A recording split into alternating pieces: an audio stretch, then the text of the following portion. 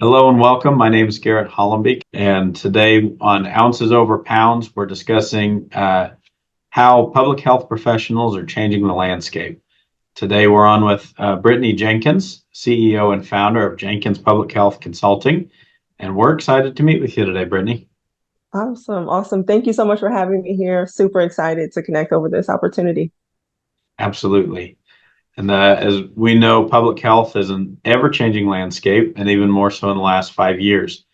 And Mhm. we want to hear your expertise and also how you got to where you are now. We know you have a Yes. pretty unique and interesting background. Yes. I like to share the story that my grandparents was my real introduction into public health and kind of made a pretty long LinkedIn post on this more recently. But growing up, we did a lot of volunteer work in the community. And that kind of showed me what the needs were of individuals that I myself wasn't experiencing at that time. Yeah. But it helped me to understand that more people need help in a lot of different ways, whether it was housing or food, etc. And so that kind of introduced me to that. And individuals at my church were also working at hospitals and clinics, and I was able to volunteer in those areas to see different departments. And one department was a pediatric unit. And working or volunteering in that area led me to pursue a degree in becoming a pediatric surgeon. So I was going to school for nursing. But then I realized in that degree path that there was a lot more patients that were there for preventable diseases more so than things that were, non-preventable. And so while I was working in college, I chose to change my degree from healthcare to public health. And I really haven't looked back because I know that prevention is key to preventing disease. So that's kind of how my career started in public health. And I worked in healthcare for a period of time and then transitioned into health to public health. Very nice. And I think the first time we talked, we had discussed that saying, an ounce of prevention is worth a pound of cure. Yes, And, yes. And I what love does that that what does saying. that mean to you? Because it sounds like it's pretty close to your story. It is. It means a lot. And I believe the CDC or the World Health Organization says that about 80% of diseases can be prevented, right? And we know that health literacy plays a big part of it. Access to resources plays a big part of it. But an ounce of prevention is worth a pound of a cure. I think we're seeing that more and more with short staffing and exiting Yeah. workforce, that hospital capacity is just about where it's going to be for an Yeah. extended period of time. And so now the conversation is a little bit more, as it should be, and probably always should have been, focused Hmm. on how do we keep people out of the hospital, Yeah. and keep them from getting to a state where we're needing to have critical care and put them in a more intense situation. Yeah. And I think the utilization of, you see the trend of the use of community health workers, which is a positive trend, Mhm. but also certified health education specialists who have those degrees. They have a 4-year degree. They've specialized in public health. Most of them also have a master's degree or a lot of experience at the grassroots level. But utilizing community health workers and certified health education specialists, I do believe could support the capacity of the healthcare system, and we're not really seeing CHWs truly integrated in the hospitals Mhm. or certified health educators integrated into the hospitals. But I am a certified health education specialist and I have a national provider identifying number. And so I can work with these hospitals in the capacity to, provide additional health education before a patient leaves their appointment or while a patient's waiting in the waiting room, because we know that the wait room times are hours Yep. for a lot of people in the emergency department. And that provides us a unique opportunity to help reduce hospital readmission rates or admission rates for these patients, which again overloads the healthcare professionals in the work that they're doing. So That's a great call out there, because I don't think I've ever heard anybody, you know, throw that out there, that you can use that waiting room time to provide mhm, education. And so as opposed mhm, to tacking on an extra step before discharge, we're doing that while they're waiting and really mhm. maximizing, their experience while they're in the hospital. Absolutely, absolutely. Now, with your career path, because we see public health people who have maybe never worked in a clinical setting, And then we have infection preventionists coming from a clinical background who may not have a handle on or a wide range on the public health side. But you've seen both of those. So Yeah. how has your career path given you a unique perspective? Yeah. I love that because I use that as an upper hand a lot when I'm working with clients on the healthcare side, because I work with healthcare and public health agencies. But I understand the system, the healthcare system. I've helped with integrating different processes within the healthcare system, within the hospital systems, to track patient health outcomes, and to track access to resources. And so that provides that upper hand in telling this provider, like, hey, this is that time, like I mentioned, the emergency department, or when they're leaving, if we can provide a space for us to just educate them, right? Because there's a lot of things that people don't understand that's common knowledge. 9 out of 10 adults are not health literate. 9 out of 10, that's 90% of our population. And so how can we help reduce those rates? And if we know that hospitals are the number one place that people are going, they're not using these free resources first, right? Like the 1-800 lines first, then we need to be in those spaces where those patients are, right? And that's how we're meeting the needs of our community. I used to work for poison control at Vanderbilt Medical Center, and we really advocated for them to call poison control first before calling 911, because that is an emergency service that if you're literally dying, that you should probably use, or, in a serious situation, you should use. And then poison control, you're equipped with pharmacists, nurses, physicians, who can help you in your case of a poison emergency. And I can't remember the rate, but a significant rate of callers were able to be treated at home, right? For free, completely for free, 24 hours a day, saving them $150 or more from, the ED visit. Once you see the physician at the hospital, you're going to get taxed even more. That's true. So those are some of those steps that I understand on helping to reduce those hospital readmission rates and admission rates, and increasing health literacy. So that's a big one, because readmission, I mean, every hospital out there has it as a KPI each year. And a big part of that is providing the patient what they need before they come back. Now, using that same, we'll just say, poison control model, how would it look in a perfect world? How would it look to have more community health workers, more certified health educators in the healthcare system, in the hospital? We'll just say the acute care setting. Yeah. I mean, there's a lot of things that public health professionals who are not nurses can do without needing a medical background, right? Blood pressure, things like that. We can support that before they're even admitted into the hospital.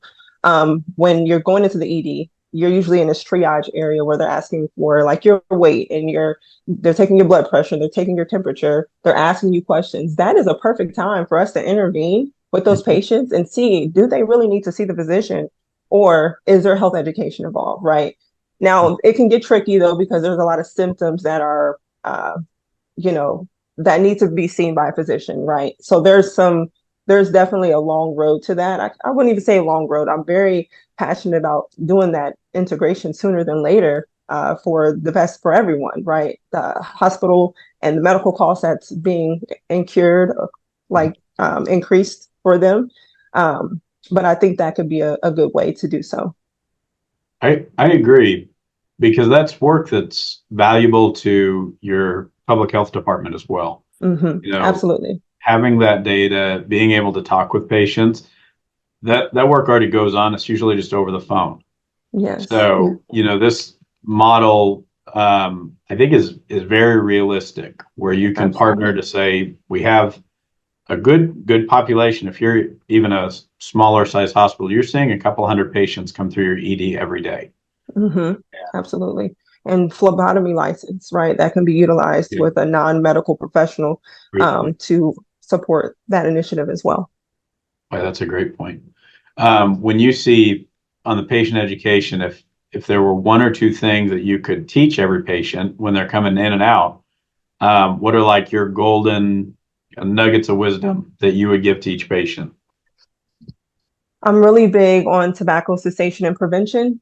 Yeah. whether it's firsthand, secondhand, or thirdhand smoke. So that person might not be the smoker themselves, but they live around or work around someone who's a smoker, which can affect their health. And so, being mindful about, you know, being in those environments that could affect your health or your child's health and advocating for yourself. Like, hey, I don't feel comfortable with that.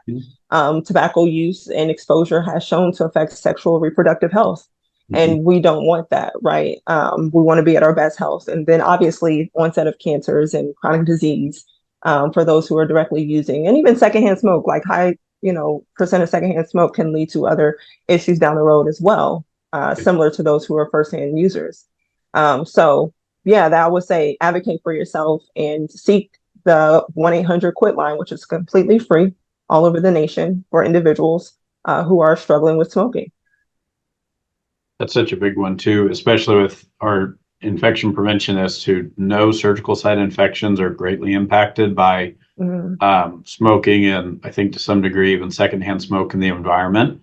Yeah. Because what you're leaving in the hospital and then going back home, and you know, tissue can't rebuild, Hmm. vascularity is impacted. I mean, it can really Yeah. impact a patient's chances of success post-op. Yes, absolutely. I knew a guy when I was chair of Smoke Free Indianapolis, Indiana. Uh-huh. Uh, he had a triple bypass surgery by the age of 30 years old due to smoking. Oh, So he was smoking a significant amount of cigarettes and, yeah. led to a triple bypass in his heart. So it was really eye-opening to the real impacts of smoking. And it's another reminder of like, I know that physicians are seeing this day to day, right? And Mhm. spreading those messages about like some of the things that they're seeing, right? With keeping HIPAA and patient confidentiality, Mhm. top of mind, but like sharing those real life stories. Yeah. People need to hear more about that so that it can greatly impact that, the improvement or just the education behind it. I think that's a good opportunity there too, because you may see something in a community health setting that then Hmm. is pertinent to take back to the patient in an inpatient setting. Yeah. And I don't know how much, smoking cessation, diabetes education. We have some facilities with those roles carved out, but it's certainly Hmm. not as widespread as the issue is. Yeah. Yeah. Smoking is I can't throw a statistic out top of mind, but that's one of the top, right? That leads to all these other risk factors such as diabetes, stroke, cancer, Yeah, um, heart disease. So yeah, it's a huge issue. it absolutely is. And you mentioned patient advocacy and helping the patient to advocate for themselves. Hmm. Uh, that's another one that it crosses a lot of, whether it's receiving pain management during an outpatient procedure, whether Hmm. it's communicating with staff that you don't know how to fill or read your prescription. Um, Yes. I saw and it may have been on LinkedIn, but that uh, at least half of folks growing up may not have had to read a prescription or have been, and that's Hmm. a unique piece of knowledge. You're not born knowing Absolutely. how to read a prescription label. But Correct. how much impact does that have on antibiotic, compliance and taking your medication appropriately? Absolutely. Exactly. Right. I know the extension educators, there's a lot of extension agencies across the United States affiliated with universities. And I know I've played a part in educating people about prescriptions and how to Oh, read a label. And, I learned a lot in that too, right? Just because, I'm the health educator in that setting doesn't mean that I came into it knowing every single thing. I had to sure. go through my education and learning as well, so that I can be that best educator and advocate for that individual. But there was a lot of people who had no clue how to read a simple label on a medication bottle, and then understanding the effects of not taking your medication through its, requirements or recommended time frame. So that's a huge thing, right? That affects how medications work. That also affects your body and its healing process. And then the misconception of like, hey, I'll just take a few and I'll be fine. I don't need to listen to my physician. He's crazy or she's crazy. And so just really understanding the whys behind it and how is really important. Did you find in that prescription education that people maybe they had some misinformation or I'll tell you one that I've come across because I've felt that way. Like, well, I feel better. I'm going to save half of my antibiotics in case I get sick again. I shouldn't Hmm. do this, but as an infection Yeah, prevention. But I think it's real life. because we're thinking, well, I'm going to save myself a trip to the doctor next time. But Hmm. how prevalent are those myths or misconceptions that people have? I think it's very prevalent. The medicine is supposed to make you feel better, right? So of course Mhm. you're going to be feeling better day one or day two, maybe of a week's dose. But I think that is it. They don't think that they have to take the entire dosage, and people are saving it for themselves or for their friends or family members, which is very dangerous, actually. And so again, the health literacy is the key point here, and making sure that you're not sharing medications. It does not matter if it could be for your friend or could be for your spouse because it's this, prescription. It should not be shared. Absolutely. And that has a huge impact on antimicrobial stewardship. The Mm-hmm. more resistance we see across even pretty common pathogens, the harder and harder they Mm-hmm. get to treat. So, Yeah. have you found working in the clinical setting that, because I know staff may be hesitant to educate if they're not an educator. So, Mm-hmm. one kind of a two-parter here. Have you seen that in your experience? And then how do you get frontline staff comfortable with providing education or promoting the patient to seek education? Yeah. I can see, and so working with healthcare professionals, including pharmacists, I can see the nervousness of trying to educate the patient on all Mhm. the things, right, that they're dealing with that Yeah. specific case. I think the challenge is that these healthcare professionals speak very high level, Mhm. but I wouldn't take that away from trying to provide them with some type of health education prior to leaving. There's been many times that I've left doctor's appointments that I should have had clear education versus just handing me a piece of paper, assuming that I understand this information, even if it's written. And so doing just anything you can to educate your patient, Mhm. and asking them, hey, is this clear? Like, do you really understand what I'm like asking you? Because people say yes, they understand all the time and they leave like, I don't know what they just talked about. Yep. And I think it's really important and really a duty of our healthcare professionals, public health and healthcare professionals, to make sure that when that patient leaves that room, they have a clear understanding to the best ability of what they're supposed to be doing to improve or manage their health. Yep. That's a great point. There's the difference between teaching somebody so that they understand and then teaching somebody so they can't misunderstand. And Yes. Yeah. sometimes we hit on the first one, but very rarely do we kind of go as far Mm-hmm. as making sure this cannot be misunderstood. Yes, it's just dangerous. And then, not putting the accountability on the children of families who are not English speakers. I've seen that a lot. Yeah. Make sure your mom takes her medication, and like you don't know the trauma that that causes into a child who Sure. doesn't even know how to read that label either. And so, really making sure that staff are fully equipped, right? Especially in that moment, that patient should be, having the appropriate translator there Mhm. to ensure that they have clear understanding. That should not be the task of that child there whatsoever. Completely agree. There's a lot of cultural components that can go into that. And that may not Hmm. be the dynamic of the family to say, hey, mom, you need to take your medicine, or dad, you need to take your Yeah. medicine. Yes, exactly. Yeah. Those are harder hurdles to overcome. And I think, unfortunately, we leave that a lot to patients where we say, all right, Hmm. you got to figure this out. When you get home, you got to figure this out. Yeah. And I think that the intention is well, like, hey, make sure your mom Mhm. takes her Yeah, medicine. sure. But it's deeper than that for these babies who see their parents struggling, right? Who see their parents in and out of the hospital, Mhm. seeing their parents taking endless medications. Yeah. So we have to like be mindful with the high patient load that, intention between each patient and the cultural competency. I know it's a lot because I know you guys are seeing a lot of different patients every single day, but it's always that one patient that you need to definitely make sure you're paying attention to and not traumatizing or not meeting their need, but definitely value the work that the healthcare professionals are doing every day. Yeah, they do a tremendous job, and it almost sounds like there's an opportunity for some, whether that's through a community health worker or a dedicated educator to do, whether it's a Mm-hmm. house call or whether it's a stop-in visit, or Mm-hmm.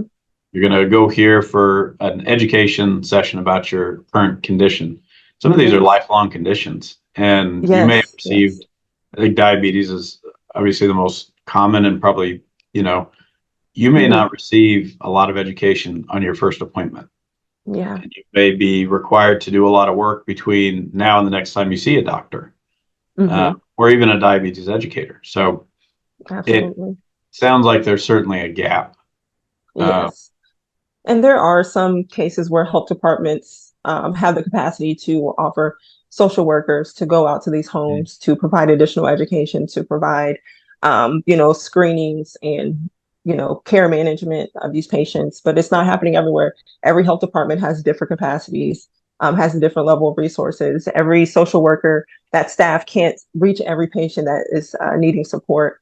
So that again is why we need to utilize certified health education specialists who are credentialed at the national level, who have went through the education to understand chronic disease like myself, to support them in those efforts because we're thinking about social determinants of health, equity, and making sure that we can meet patients where they are. And typically transportation is a major issue, yeah, right?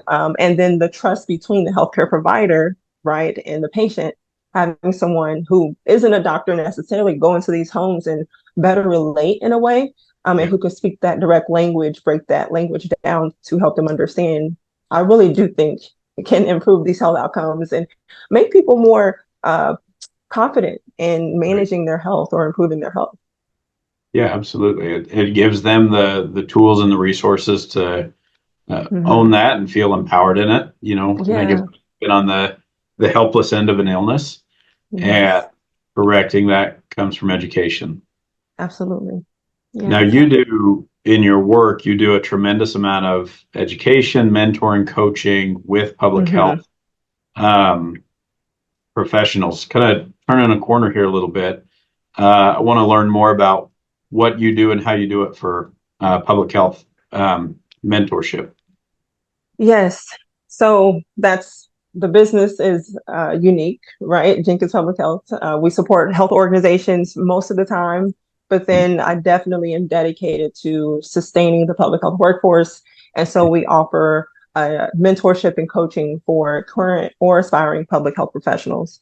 So we do have an online group coaching program and then an executive coaching program, which is like a one-on-one support, and we have looked at what the skills are recommended by government agencies, Mhm. not even just government agencies, but health focused organizations. And Yeah. we have sculpted this program since 2019, supporting those individuals worldwide. So, individuals, men and women worldwide, have joined the program, has had very, very amazing outcomes. We've served over 30 individuals, and it's been a really amazing experience just to see that to identify the trends and the challenges because Right. I'm someone, working in public health has taught me we need to collect surveys, we need to do Yep. needs assessments. So they take a needs assessment, and that helps me identify where their gaps are initially. And then throughout the program, I'm able to kind of work with them and talk with them, and I see other things, right, that they don't see in themselves. Right. So really, these people are more than equipped when they join the program, and it's really a mindset thing. I've noticed that. I realized that this is more than a career coaching program. This is a mindset coaching, confidence coaching program. And so helping people to get out of their own head, and just really learning how to speak about the skills that's already ingrained within them, whether they have no experience in public health or many years of experience, whether they're transitioning from healthcare to public health or vice versa. We've had a lot of different unique men and women in the program, and it's never one size fits all. Like, it doesn't matter if I'm supporting a healthcare organization or an individual, there's no one size fits all. And I think that's what makes the program unique as well. Yeah. It sounds like a phenomenal way to meet the need. And Mhm. so, with that, what need existed in public health that prompted this? I have a lot of people and have had a lot of people reaching out about not clear on the pathway to public health, like the career pathway. Yeah. Even when I was in college and I transitioned from healthcare to public health, I received a lot of backlash for that, because public health then wasn't a big terminology Sure. um, for a career path. And when I talk to professionals now, young professionals, they say, hey, I want to work in public health, but they don't realize that public health is everything around us. It's not one linear path. Yeah. And so I help them clarify what that means. And some people are open to trying different areas, like I have as well. But helping them understand, like, you can work in chronic disease, maternal health, so many areas within public Yeah. health, environmental health, and then saying that's when you can utilize those hard skills that you learned in college or grad school or your fellowship to be strong in chronic disease prevention, right? Like program or project management, marketing and communications, right? So helping them identify the career path and then utilize that hard skill within that career path. I think buddying that up is really important because public health, it's on the frontier. I mean, Yeah. it feels like every couple months we're hearing about Alaska pox or Candida auris or something new out there that's Yes, affecting a lot of people. And it really is the kind of the frontier. And absolutely. so I think that type of work is certainly necessary. Absolutely, yes. They're building on over 30 skills that have Mm. been recommended by agencies, um, and and their quality skills, and they're going through the work and they're submitting things to me, and Yeah. so it's really good to see to be a part of supporting these professionals and going out to do amazing things. There's individuals who've left to work for the CDC Mhm. and international health organizations, and so forth. It's been really good to see. That is awesome. You're having a huge impact out there. Yeah. Uh, Now, last thing before we wrap up here, because you are so enmeshed in the public health universe, what trends are you seeing out there that public health or infection preventionists should be aware of? Oh man, yes. There's definitely a lot of trends. But I will say we know AI is the top tool, the top thing happening out there. There's blessings and curses of using AI. From being authentic to not authentic is one of the things as well. If we think basic ways of using AI.